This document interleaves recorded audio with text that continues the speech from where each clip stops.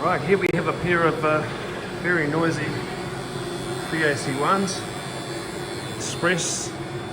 Building's been repurposed a few times, but it's pretty much original. There's an output board that decodes for your selectors, for your indicator and stuff down there.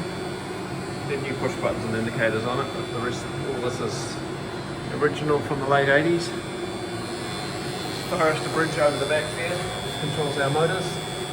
It's the firing board there, either fires the motor forward or backwards at reduced torque, so effectively the motor's running backwards to slow it down, and at reduced firing angle, it doesn't reverse it at full speed, that would be ugly.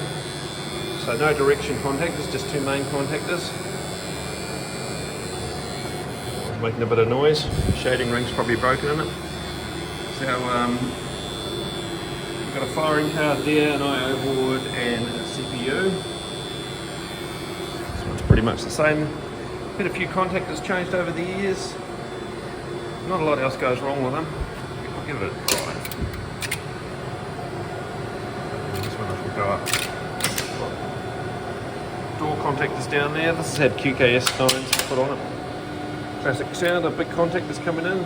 Brake cooling resistors down there. There's our machine. Lots of rope guards on it. Stop on the brake.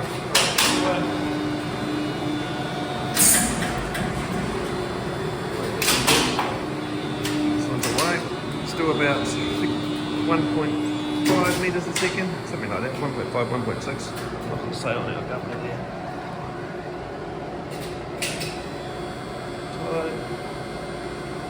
1.6 metres per second. A few oil leaks around here. Good old solid machine. Zilleberg motors. Single speed. As I say, just thyristor control. Got that classic thyristor control noise from firing angle. It's quite hard on the motor, so they get quite hot. Got a position encoder there and a speed tachometer there. These things just have plates on a tape in the shaft, and you slow down at the floor based on where the plate is, a couple of thousand pulses, and it does a slow down ramp. So you move the slowing point further away if you want to adjust your floor level. It holds quite nicely. Just basically forward or reversing the motor, no DC injection or anything like that. Super efficient. There's the machine. A bit hard to read. What does it say? 400 volts, 920 RPM, 10.8 kilowatts. They did two versions of these, a big version and a small version. This is the smaller one. Same old express gearbox that's been had forever. You can see that. Aside from oil leaks, if the seal goes in here, you've got to take the whole brake drum out and everything to get to it. It's a pain in the ass, the other end's dead easy. So consequently we put up with a few oil leaks and just keep cleaning it up.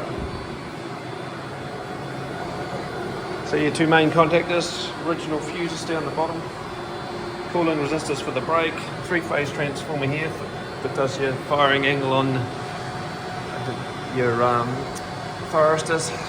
Snubber board there. Each one of those is a VDR capacitor and resistor across the actual gates of the thyristors. So don't put your fingers in there anyway.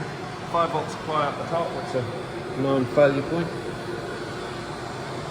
Earthquake detector and heat sensor resets over here. Security relays, which of course aren't used anymore, we have card readers these days. Then we've got the original Express anti-static rubber mat.